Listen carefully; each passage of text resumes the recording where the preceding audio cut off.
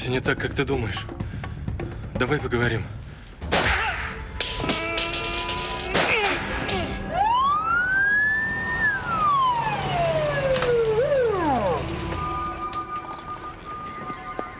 Добрый день, это вы звонили? Быстро вы приехали. Стрельба в 98-й квартире. 2 выстрела из пистолета было. Может, это по телевизору стреляли? Может, это ты перестрелки только по телевизору видал? А я 44 года в армии.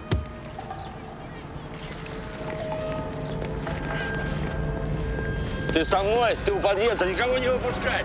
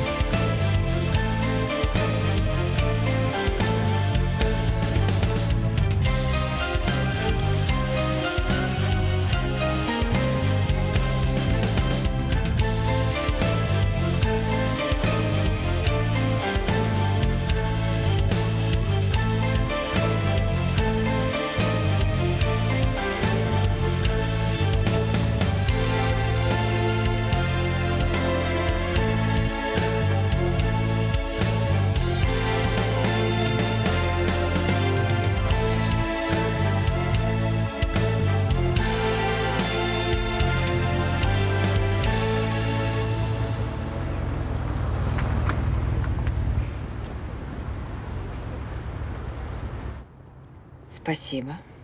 Ну, если это за то, что я тебя подвез, этого очень много. А если это за то, что я тебя спас, это очень мало. Разве мы уже не рассчитались за свободу? Нет, мне бы хотелось еще бонус. Романтический ужин в одном интересном месте, где в полной темноте едят. Ну, в ресторан обычно приглашают до секса. У тебя нарушен порядок действий. Это что, заявка на серьезные отношения? Ну, а вдруг тебе еще раз придется меня с того света извлекать? Всегда пожалуйста.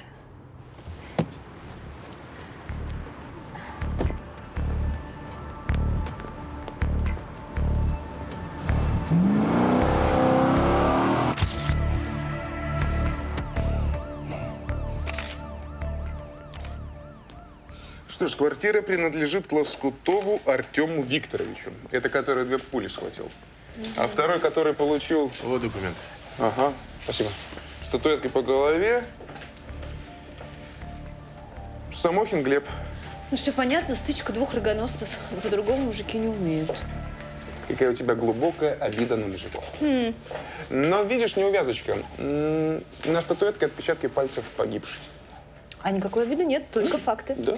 Скажи мне, кто она, и я скажу тебе, за что она их. А я тебе скажу, кто она. Она – это Полина Самохина, жена Глеба Самохина. Пианистка, видимо, была ранимая и душевная барышня. Ну что ж, супруг застал неверную жену с любовником, всадил ему 2 пули, а она за это ударила его по голове статуэткой и выпрыгнула из окна. Неплохо, у тебя хорошая проницательность. Но ты опять не угадала. У Полины обнаружены следы пороха на руках. То есть, получается, она сначала долбанула мужа по голове, потом пристрелила любовника. Зачем? Да, мужская подлость сильнее моего воображения. Жена узнает, что у них с мужем 1 любовник на 2. Убивает обоих и в тоске выбрасывается из окна. Мне кажется, вполне в духе времени. У тебя очень извращенная фантазия.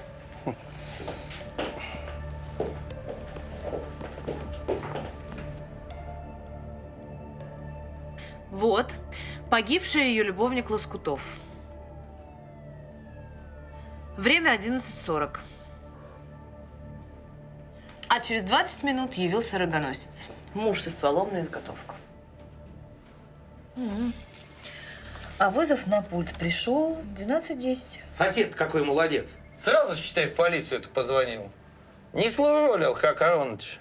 А кто такой Ароныч? Неважно, это так, наш покерный.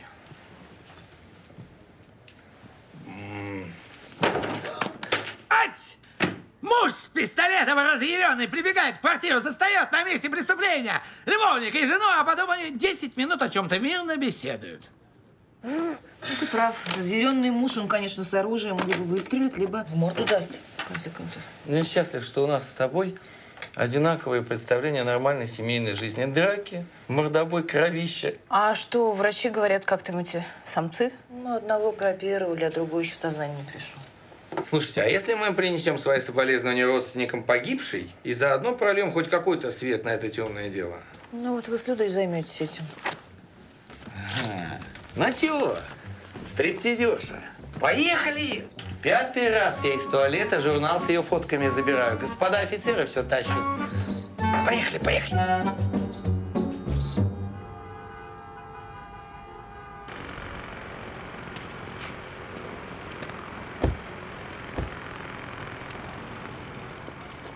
Алло? Да, я вас поняла. Хорошо, мы подождем. Звонил адвокат матери погибшей. Она задержится, он нас уже ждет. А что, она хочет сознаться в убийстве? Зачем ей адвокат? Так папа приказал. А кто у нас папа? Матвей Кондаков у нас папа. Владелец сети супермаркетов Тутанхамон. А, я его помню, он в прошлом году журналистов собаками травил. Его оправдали, он мне нравится. Да. Он сейчас за границей, ему сделали операцию, он транспортабелен.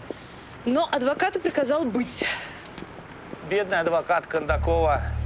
Тяжело, наверное, ему приходится. Кондакову потеряли дочь. И я требую от вас уважительного отношения к человеческому горю. Конечно. Я просто хотел рассмотреть семейный альбом в интересах следствия. Это незаконно. Это незаконный обыск. Вы сейчас нарушаете права моего клиента и тем самым наносите ему тяжелую моральную травму. А где ваш клиент? Нет клиента, нет травмы. Слушайте, а Полину с Глебом мама познакомила, да? Вот они на фотографии за 3 года до свадьбы.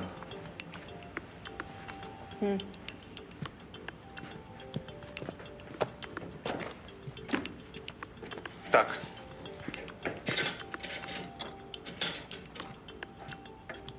Евгения Владимировна была руководителем Глеба при защите диплома. То видишь, рыцарь разгадал загадку, рыцарь получил принцессу. Разве подыскивать подходящую партию для своей дочери это стало противозаконным? Отнюдь. Наоборот, это как-то укрепляет нравственные основы. А как вот интересно сам господин Кондаков относился к своему зятю? Он отдал ему полцарства или зажабил? О, а вот и Евгения Владимировна, здравствуйте. Анатолий, вы выяснили, что хотят эти люди? Эти люди хотят узнать, кто отец ребенка.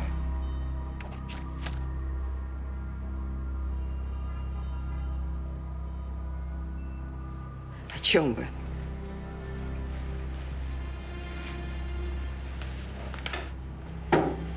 Либо вы беременны, либо Полина была в положении. Если вы ждали внука или внучку, примите мои двойные соболезнования. Поля очень хотела ребенка. Я думала, будет девочка. А теперь Поли нет. Вот так. А отец кто? Вы можете не отвечать. Ну, Отец – муж моей дочери, Глеб Самохин. Все? это вам Глеб сказал или Полина? Глеб не знал о ребенке. Мы хотели сказать ему после УЗИ. Выходит, Полина попросила вас ничего не говорить Глебу, так? Полина хотела подождать, чтобы дождалась. Уходить.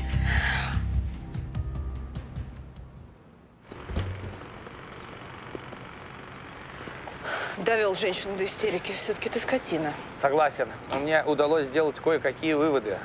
Если Поля убедила свою мать, чтобы та ничего не рассказывала Глебу о ребенке, это значит, что она либо хотела избавиться от ребенка, либо Глеб не его отец. Теперь едем к подруге Полины. Они созванивались каждый день. Она должна знать, кто отец ребенка. Отвратительные современные нравы. Любящие подружки обязаны просто рекомендовать друг другу своих любовников.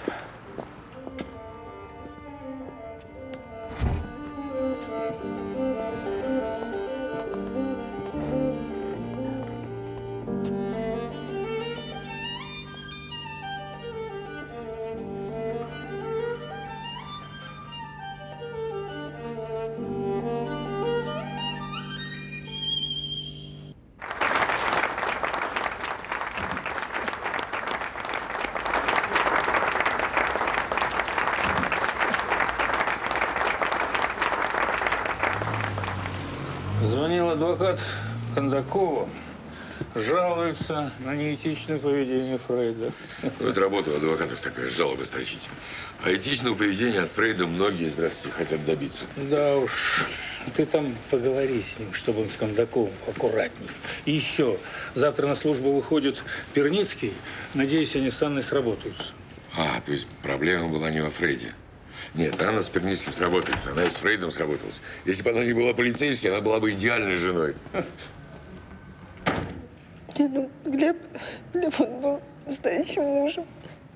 Заботливым, основательным, сильным, самостоятельным. Поля его очень любила. А Артем был идеальным любовником. Артем, он был такой романтичный, сумасбродный и как мужчина он, конечно, был. Какая я распутная. Мужа я люблю, с любовником я сплю, и я так мучаюсь. Она правда очень страдала. Правда. Она понимала, что ей придется делать выбор, но она не знала, кого выбрать и с кем остаться. Тем более у нее такая семья. Мама с папой чего стоили. Вот она, настоящая женская дружба. Если мне плохо, нужно обязательно поделиться с подругой, чтобы ей тоже было плохо, и тогда мне будет легче. А Полина не говорила вам, от кого ребенок? Она не говорила. Она говорила, что тот, у кого ребенок, к тому она и уйдет. Она хотела, чтобы выбор сделала судьба.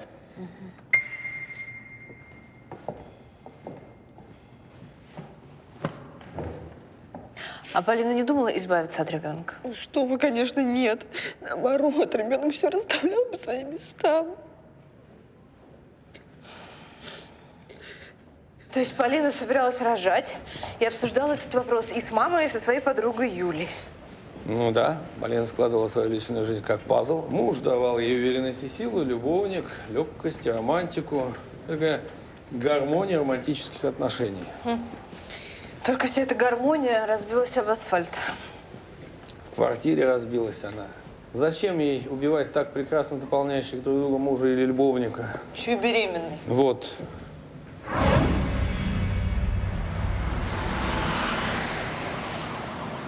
Слушай, я не понимаю, где она здесь беременна? Вот, смотрите, пришли результаты вскрытия. Ни беременности, ни прерывания беременности. А наоборот, в крови обнаружены следы гормональных контрацептивов. Вот. Фантастика. I don't understand. Зачем женщине лгать, что она беременна? Может, она замуж хочет выйти? Но это отпадает сразу, она уже замужем. Может, любовника удержать? Ну, может быть, всякое бывает. Слушай, а может быть, ей лгали по поводу беременности? Сторожев, ты хоть в теории знаком с устройством женщины? Вот мне сколько не говоришь, что я беременна, живот расти не будет. Ну, смотря с какой интонацией говорить. Ну, я не знаю, может быть, она чуть-чуть была беременна. Завтра надо найти врача, у которого наблюдалась Полина. Нужно найти врача. Кстати, чуть-чуть беременным быть нельзя. Это абсурд. Да, Анна?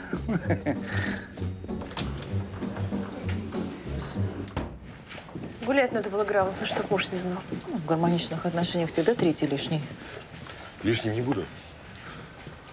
Это вы сейчас как начальник спрашиваете или как… Как начальник. Спешу сообщить, что Перницкий завтра выходит на работу. Так что, Анна, введите его в курс дела. Ясно. Сейчас. Да, Надь, я еду, все, еду. Да. И? И постарайтесь не конфликтовать. Ни в коем случае.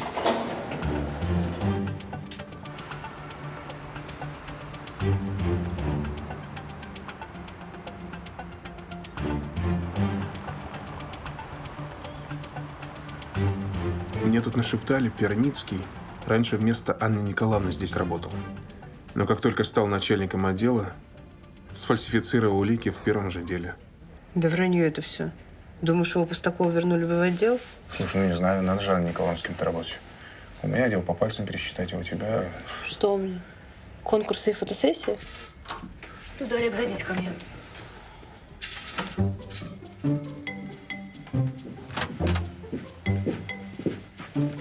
Знакомьтесь, Виктор Иванович Перницкий, младший советник юстиции, майор. Хороший, уютный у вас кабинет. Вернулся к нам в отдел после отпуска по семейным обстоятельствам. Олег Сторожев, лейтенант, очень приятно. Виктор, очень приятно. Лейтенант Шуваева. Можно просто Людмила, если перейдем на «ты». Виктор, это будет нелегко. Можно автограф? Виктор Иванович, автографов никаких мы брать не будем. И никому давать тоже не будем. Работаем в обычном режиме, без взаимных подначек. Работаем в обычном режиме, господа офицеры. Голубчик, Виктор Иванович, сколько лет, сколько зим. Как ваш сынок? Никого не убил еще?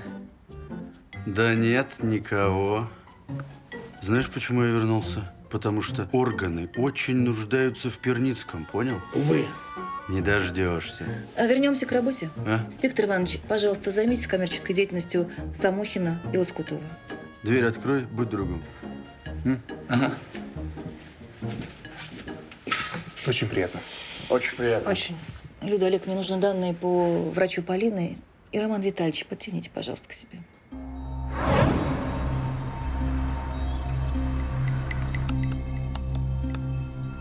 Да. Хорошо, спасибо. Мать Полины не знает, у какого доктора она наблюдалась. В женскую консультацию по месту жительства она не обращалась.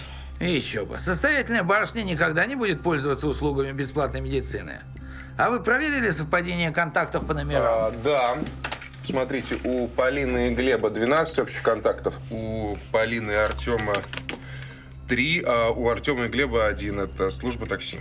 Нет, меня интересовали совпадения не по именам, а по цифрам. Сейчас. Так. Вот. Смотрите, у Артема контакт записан как ВА, у Полины доктор, а у Глеба просто клиника. Так, сейчас проверю. Секунду. Вот. Виктор Аркадьевич Шполянский. Клиника Бэби Бумер. Так, он врач-гинеколог. Часы приема с 10 до 18. Записывай. Месье Шполянский, снимайте маску.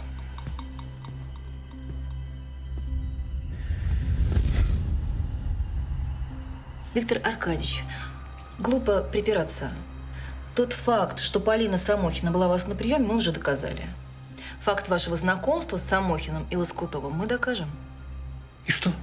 В чем вы меня обвиняете? Вы обманули Полину Самохину, сказав, что она беременна.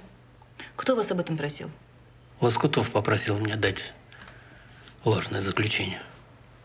Он хотел жениться на Полине. А предложение руки и сердца он не пробовал делать? Я не знаю всех деталей, но Артем сказал, что Полина колеблется. А если он убедит ее в том, что у них будет ребенок, то Полина уйдет от мужа. Как вам удалось провернуть этот план? Мне просто как женщине интересно. Я дал Артему гормональные контрацептивы. При ежедневном приеме они блокируют овуляцию и прекращают менструальный цикл. Но есть же тест на беременность. УЗИ, в конце концов. Ну, для положительного теста есть другие препараты, но УЗИ? УЗИ, конечно, не обманешь. Поэтому я предупредил Артема, что у него в распоряжении 1,5, ну, максимум 2 месяца. То есть вы вселили в него уверенность, что он должен успеть развести Полину с мужем за эти 2 месяца, так? Ну, он надеялся, что она уйдет к нему. А потом он рассказал бы, что никакой беременности не было. После отмены контрацептивов у нее началась бы менструация. И я должен был убедить ее, что это выкидыш. Иванушка-дурачок решил жениться на царевне. Браво. Я бы предпочел жениться на вдове. Это благороднее. Как вы считаете, Виктор Иванович? Все-таки сделать вдовой женщину, Роман Витальевич, хлопотнее, чем беременной. А может, они любят друг друга? Слышали про такое? Думаю, у них мотив деньги. Есть еще один мощный побуждающий мотив, если вы помните. Родительская любовь. Ну да, есть такая. Раз у меня не складывается любовная версия, я пойду поищу другую.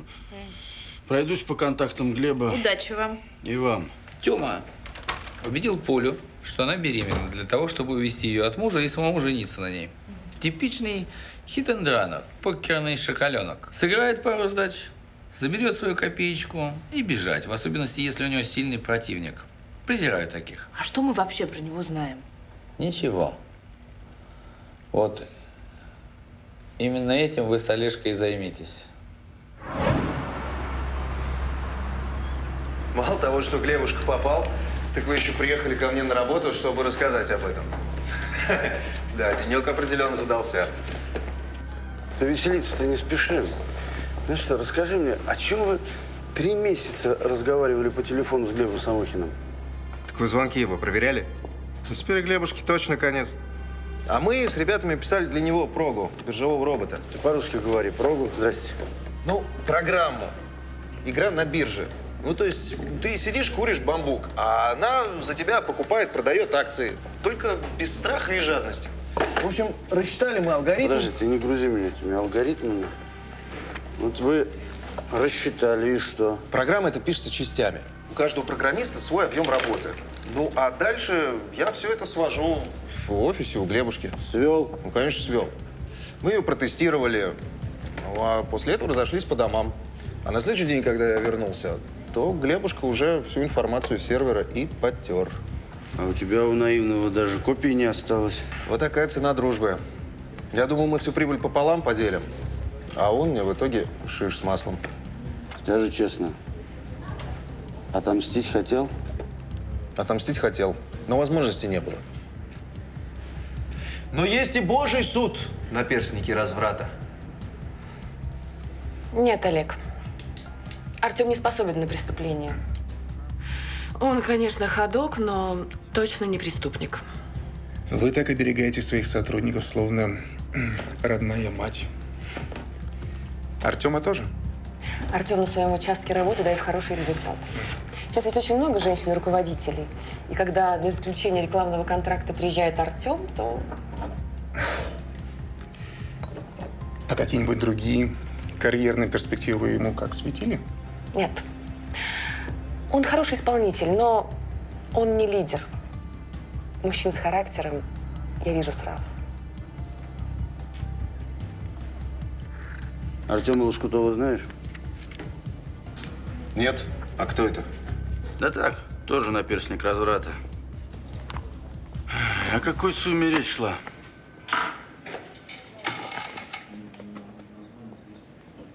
Да дело не в сумме, а дело в принципе.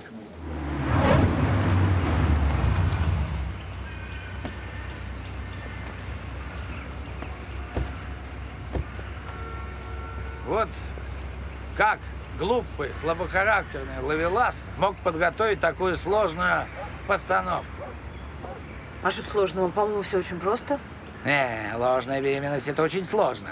Это надо подговорить гинеколога, надо подкармливать таблетками. Это надо убедить прийти на прием. В конце концов, нужно потребовать развода. Ну, элементарная сообразительность. Нет, в покер тебя можно научить играть, но если человек трусливый нит, то блефовать не сможет. Я вообще не пойму, как они познакомились. Единственная дочь миллионера, а не дешевый клерк. Мы познакомились в Лас-Вегасе, в казино.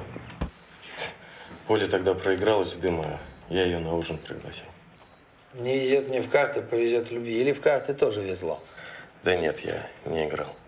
Быть в Вегасе, не попытать счастья в казино. А вы не азартный человек. А какой смысл? Все равно проиграешь, а у меня лишних денег нет. А где вы ужинали? В отеле, где Полина остановилась. Я не помню название. И вы там же жили? Да нет, вы что. Полина в 5-звездочном жила. Мне такое не потянуть. Менеджер с небольшой зарплатой едет в Лас-Вегас, живет в дешевом отеле, игрой не интересуется. Однако вечером он идет в казино одного из самых роскошных отелей города. Мне интересно было. Хотел посмотреть, а что? Допустим. Там он знакомится с барышней.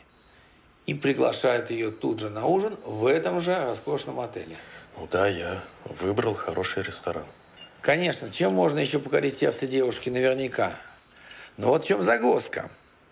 Я никогда не поверю, что менеджер с небольшой зарплатой заранее планировал потратить на ужин, ну, где-то в районе 500 или больше. Да, я планировал. Я хотел поужинать в этом ресторане. Что в этом такого? Ничего. Я просто думаю, что в Лас-Вегас вы поехали, чтобы познакомиться с Полиной. Мы познакомились случайно. Шарик тоже случайно попадает на цифру.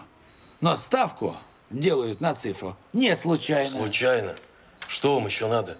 Я же сказал, случайно. Ясно? Билеты в Лас-Вегас были куплены Глебом в фирме «Теплый берег». Муж Глеб должен был полететь с Полиной, но полетела она одна. А еще Артем Лоскутов тоже приобрел билеты в Америку в той же турфирме. А за пару дней до этого к нему на счет поступили $3000. Вот считай из ресторана. Да, когда он прилетел обратно, то у него на счетах уже было $10 000, и он позволил себе купить машину в кредит. Он должен соответствовать статусу богатой девушки. Дальше будут бриллианты и золотые украшения. 150 000 рублей, кольцо с бриллиантом. Деньги приведены за 2 дня до покупки. Откуда были платежки? Фирма «Однодневки». Надо признать, что у нашего идеального любовника очень умный, могущественный покровитель. Осталось ответить на вопрос, кто он? Это рыбка Суша. Подожди ты, хватит. Если все спланировано, с какой целью? Развести Полину с мужем и женить на Тёме? Ну, не факт, что Полина бы развелась. Но даже если бы она развелась, что Артем от этого? Он что, рассчитывал стать вторым в бизнес-империи тестя? Если бы ему удалось устранить тестя, он стал бы первым лицом. При умении ладить с руководством, карьерный рост вовсе не нуждается в каких-то дополнительных талантах. Чего далеко ходить? Майор Перницкий. Фред, зайдите ко мне.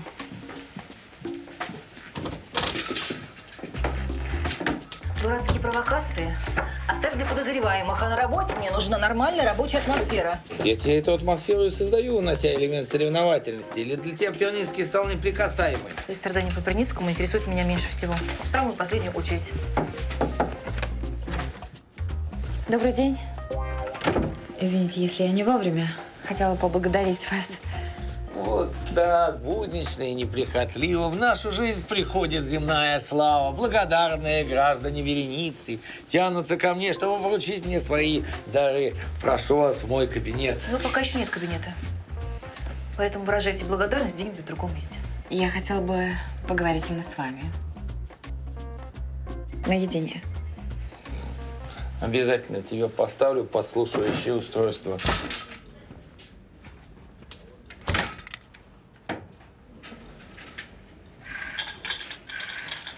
Фред придумал какую-нибудь интригу? Нет, он здесь ни при чем. Хорошо. Тогда что вы хотите? Я бы хотела пригласить вас поужинать со мной.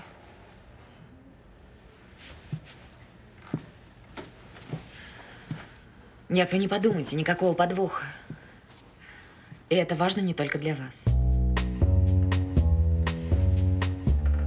Ну, что сказать. Перницкий роет землю, как мышь-полевка. Анна всячески оберегает его от меня. В общем, нормальная рабочая обстановка.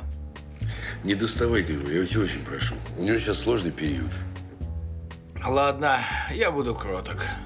Как Надя не обиделась на то, что я не пришел на день рождения? Ты знаешь, что пару дней назад была пурга, так Надя на нее не обиделась. Она вообще не видит смысла обижаться на негативные явления природы. Счастливая семейная жизнь делает женщину покладистой. Семейная жизнь уменьшает человеческий эгоизм. А вот тут я не соглашусь. Она как раз является ее порождением. Брак – это не что иное, как акт купли-продажи для последующей передачи капитала наследнику. Разве это не эгоизм? Маркс, конечно, велик. Это и Энгельс. Энгельс тоже. Но как же любовь, дружба, милосердие? Поэтому мне больше нравится божественная концепция. Акты гражданского состояния заключаются на небесах. Насколько я помню, в оригинале речь шла только о браках. Да? Ну, значит, разводы подпадают под эту юрисдикцию автоматически. Да ну тебе. На самом деле это Фрейд уперся, что вы невиновны. Вам надо было его везти в ресторан. А он меня уже пригласил. Но это странный поступок с его стороны. И вы решили обсудить это со мной? Любви между нами нет. Есть правила игры. Секс. Без обязательств и продолжения. Может, он хотел продолжения, пригласил вас в ресторан?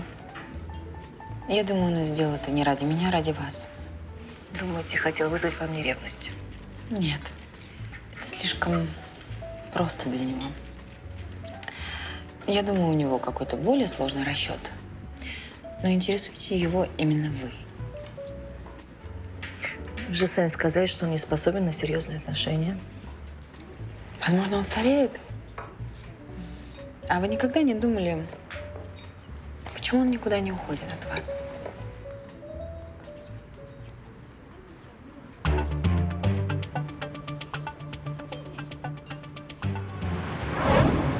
Да, Лоскутов и Самохины были нашими клиентами. Самохинами занималась я. И давно вы знаете Глеба Самохина? Я нашел его автограф на плакате. Да, это писал Самохин, он наш давний клиент. Артем Лоскутов Глеб привел к вам? Нет. Никаких рекомендаций по поводу этого клиента Глеб не давал. Странно. Лоскутов-то оказался любовником жены Глеба Самохина. И Самохин напал на него с пистолетом, когда с этой женой застал вместе.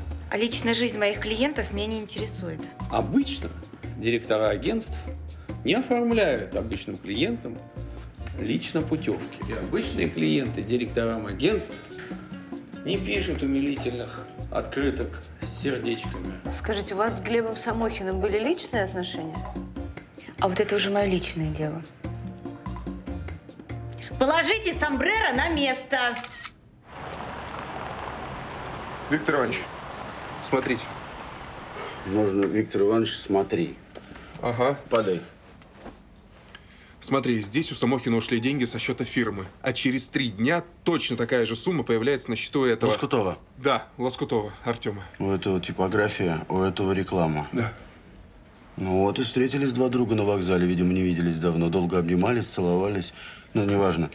Значит, любовник, то есть муж передает любовнику жены, что? Деньги. Это только предположение. На самом деле, деньги сначала снимали, потом их переводили в безналичный опять расчет. Так что проследить невозможно. Ну, в любом случае, ты стал бы наличными отдавать? Вот в такой ситуации? Нет. Ну, вот он тоже не стал. А может, Глеб и есть этот кукловод, которого Фрейд вычислил? Есть, ушел. Рыбок не корми. Муж хочет развода, но это рассорит его с любимой тещей, а тесть Кондаков этого Глебушку скормит голодным псам. Вариант первый. Неверная жена. Глеб в отчаянии. Теща утешает, тесть сочувствует. Но наш герой никак не может простить предательство. Интересно, а еще варианты? Вариант второй. Полина узнает, что беременна от Тёмы и сама уходит от Глеба. Глеб знал о ложной беременности? Но у Тёмы просто не было физической возможности каждый день ее кормить таблетками. Значит, это был Глеб. Получается, знал. Но он бы так и так получил развод. Зачем он устроил эту свистопляску с пистолетом? Что-то пошло не так. Кто-то спутал карты. Есть еще какой-то мотив, о котором мы не знаем. Пока Глебушка в больнице, я поеду к нему домой. Пошмонаю. Может, найду что интересное. Прикрой меня перед Анной. Вроде нашли общий язык. Грубая лесть хуже хамства, Витя. Но все равно за проделанную работу от лица всего коллектива я тебе выражаю благодарность. Значит, нашли. И, пожалуйста, убери за мной.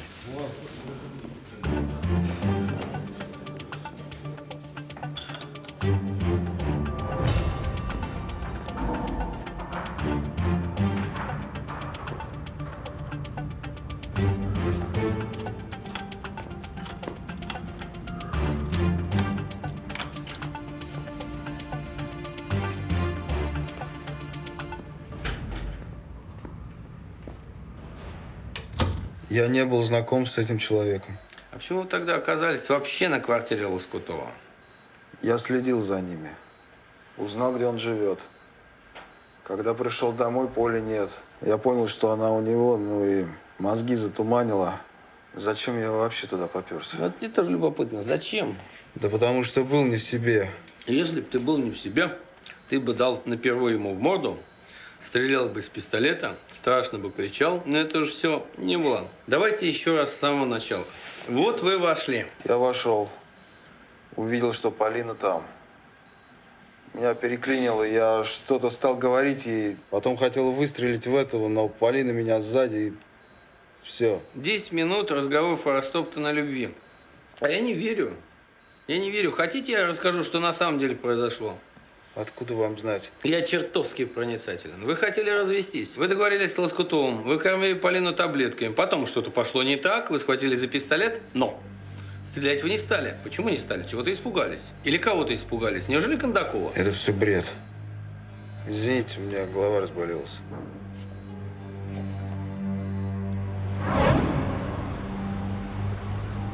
Лоскутов накануне смерти Полины был в квартире Самохина. Это зафиксировала камера видеонаблюдения у подъезда. Ну, может быть, он заходил за Полиной. Это я не в курсе, но дверь он открывал своим ключом. Белиссимо. Он сделал слепок с ключа любовницы и проник в дом. Короче, что ты нашел в доме? Виктор Иванович, вы что, были без постановления в квартире у Самохиных? Ты что? Не ори, ты молодой. Ничего я там не нашел, кроме этих таблеток от Полянского. В коробке из-под зефира лежали. Глеб мог подсыпать их в тайне Полине. Но мы этого не докажем. Значит, что-то все-таки упер наш Ситик-то, семицветик, у Глебушки. И Глебушка осерчал. А мог Глеб об этом узнать? Мог. У него в квартире стоит камера наблюдения. Я все руки ободрал, прежде чем ее отключил. Итак, в приступе праведного гнева Глеб приставляет пистолет к голове Тёмы, но у Тёмы есть чем себя защитить. Какой-то Да он не заряжен, я проверил. Ну что, коллеги, спешу вам сообщить пренеприятнейшее известие. Начальство требует предъявить обвинение по делу Самохиной. Либо дело будет закрыто. Виктор Иванович, есть соображения? Есть. Ну, я ими поделюсь завтра.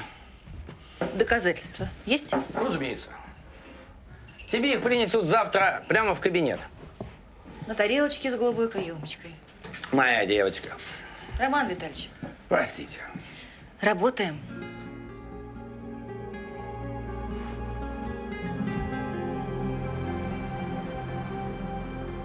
Так вот эта Елена сказала, что Фрейд пригласил ее в ресторан. Только она не пойдет, а предлагает пойти мне вместо нее. Я не поняла. Ну, что ты не поняла? Она хочет, чтобы я пошла вместо нее. Все равно не поняла. Ну, предложение интересное. Ну, а ты чего? Я не знаю. Все усложняет. Я не знаю, нужна я ему или нет. Вот тут советчиков не ищи. Поступай, как сама считаешь нужным. Скажи, еще монетку брось. Можно и монетку. Понимаешь, в этой ситуации, что бы ты ни сделала, все равно пожалеешь. А почему? Потому что Фрейд такой человек, что с ним и хорошо, и плохо бывает одновременно. А лучше закрой глаза, подумай, нужно ли тебе это, и иди. Ешь давай. Непонятно, чем они еще кормить тебя там будут в ресторане.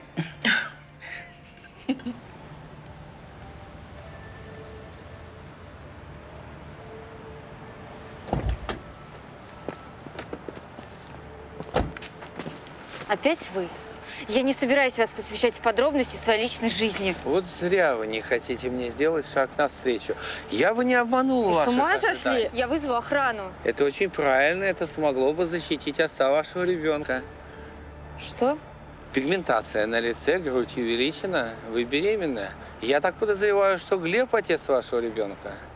Что с ним? Ну, пока ничего, но как только появится его тесть и узнает, каким образом он хотел развестись с Полиной, вот тогда начнутся проблемы. Вы несете бред! Я советую вам сменить бюстгальтер, этот вам явно мал.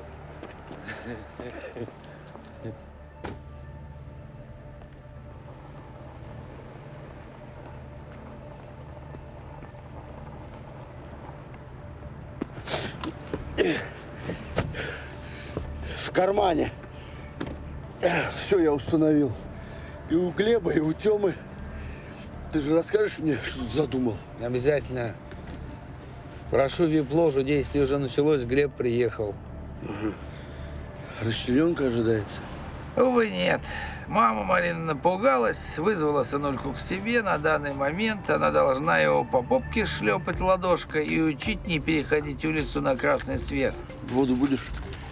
Нет, торпеда не залей. Ладно. Мама Марина, говоришь? Глебушка маменькин сынок. От маминой титьки к тещиной. От тещиной к любовнице со стажем. Есть такой тип любителей властных дам. Марин-то с Евгенией очень похожа. Я сейчас скажу, я сейчас вспомню, как это называется сейчас.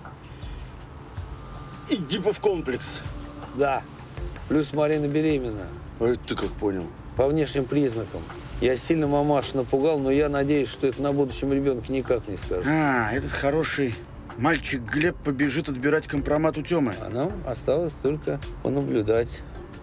Это твое лично в руки? Угу. Это мечта любого детективщика. Это он?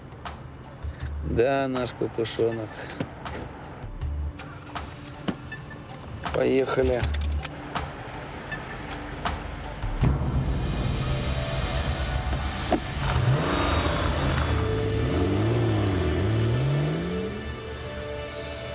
Ставлю 100 баксов, что сейчас малыш бросился выкупать компромат у любовничка. Тёма исчезнет. Глеб выйдет сухим из воды, тесть ничего не узнает. Рано ты бант накручиваешь, Ром. Глебу выгоднее поглубже спрятать концы в воду. Не зря он пистолетом размахивал. Не, я уверен, что до мокрухи он еще не дорос. Он еще будет торговаться, искать деньги. В общем, и морально ему нужно подготовиться. Не сегодня, говоришь? Даже гении могут ошибаться. Твой выход. Чего? Нужна группа поддержки.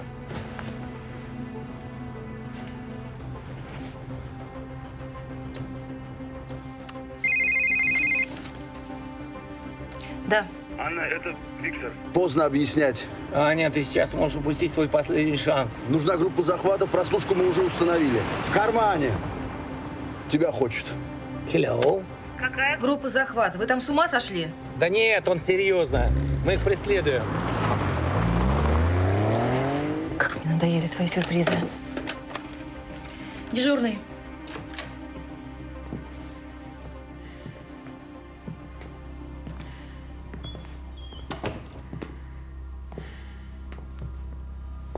Давай запись. Карту.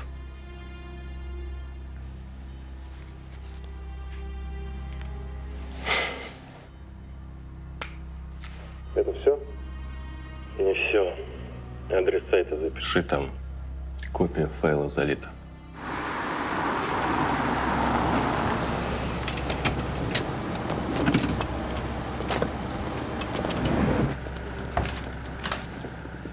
А где гарантия, что других копий нет?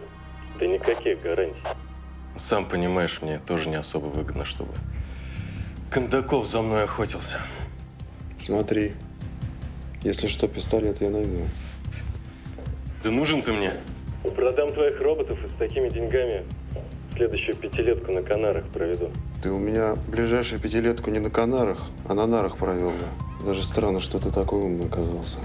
Ты рогатый идиот оказался. Мне это не странно. Ребят, работаем. Подожди. Ждем. Ты хочешь дослушать до конца такой ценой? Цена его жизни? Твоего увольнения. Поверь мне, что после этого мне даже кабинет в вашей конторе могут дать. Никого не задушит твой Глеб. Кишка у него тонка. Еще раз увижу. Задушу.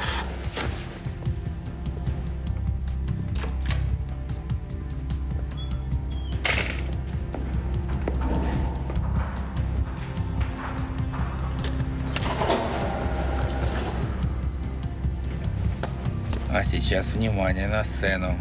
Магическое появление. Раз, два, три.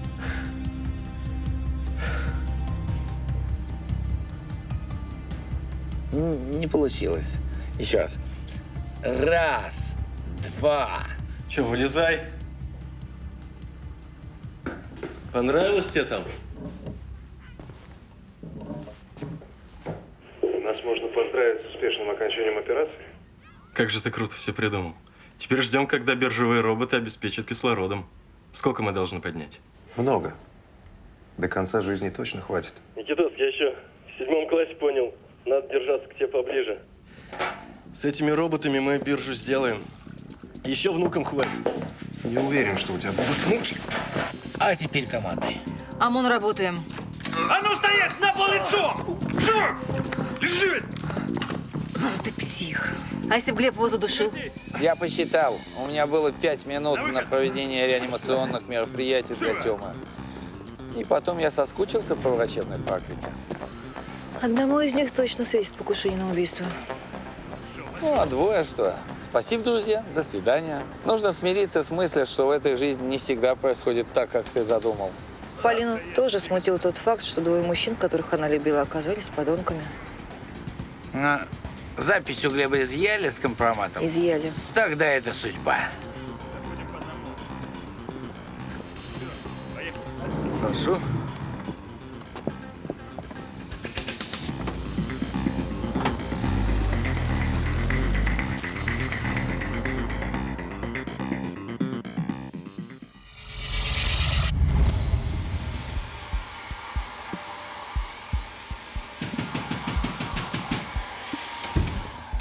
Где программа? Да успокойся. Отдай программу! Ты че, убивать меня пришел? Ну давай, попробуй.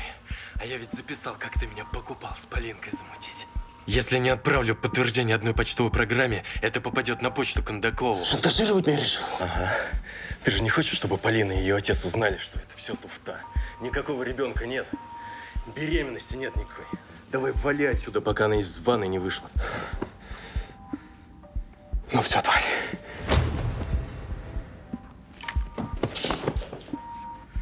Полин, прикинь, он нас выследил. Я все слышала. Полин, тихо. Сговорились. Все вранье, мерзавцы. Полин, успокойся. И ребенка не будет. Я чувствовала, что что-то не так. Но не понимала. Вы все подстроили вместе с ним. Все из-за денег, Все не так, как да? ты думаешь. Давай поговорим.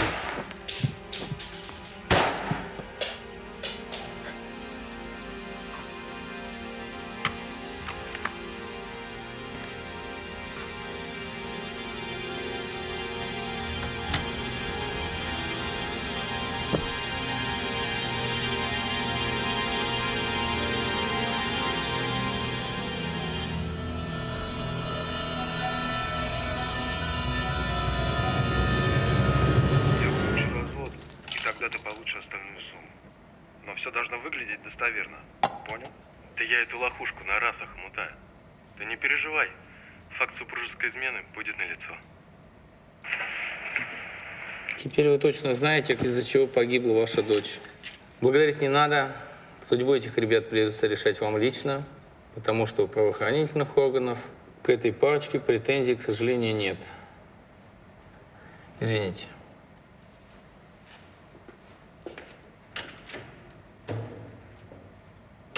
Ты что думаешь, родителям Полины станет легче, если я им скажу: извините, эти ребята перед законом чисты, но гореть им в аду? Согласен. Возмездие должно их настигнуть еще в этой жизни и на этой земле. Другой вопрос. Кто станет орудием этого возмездия? Ты не подходишь. Я действую по закону. По закону. Поэтому их судьбой займутся другие люди.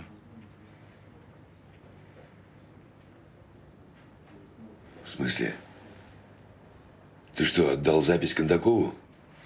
Без комментариев. Ты вообще понимаешь, что может произойти? Я очень на это рассчитываю. А если Кондаков перегнет палку, и мы получим двойное убийство? Зато мы точно будем знать заказчика. Не печалься так. Это же я сделал, а не ты. Все, мне пора. Меня ждет интересная встреча. О!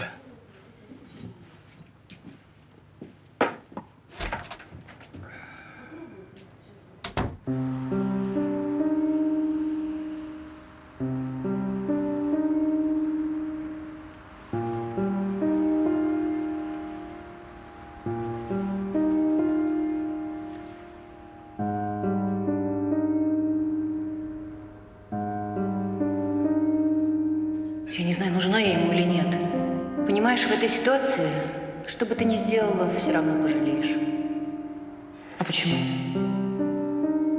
Потому что Фрейд такой человек, что с ним и хорошо, и плохо бывает одновременно.